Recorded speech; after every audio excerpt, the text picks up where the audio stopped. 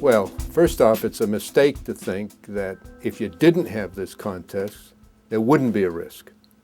There's always a risk in elections. When I first ran, having been appointed to the Senate, I was 36 percentage points behind in the public opinion polls. I'll never forget it. These are the kinds of things that stick in your mind. The headlines said he has no chance to win. Well, I won the election by a big margin.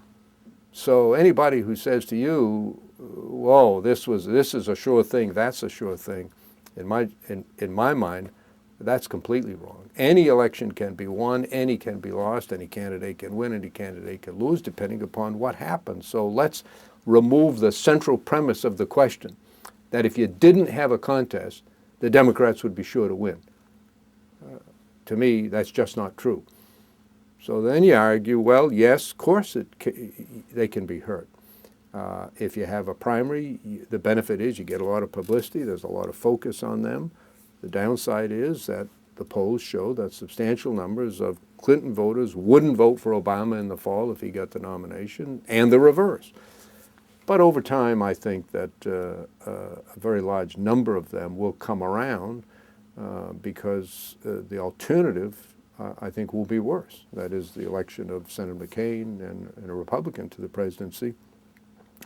And particularly since you consider that in many respects, the policies being pursued would be those of the current administration, which certainly anybody who's voted for Obama or Clinton in the primaries wouldn't be supporting. So a lot will depend upon how the candidate who doesn't get the nomination handles it.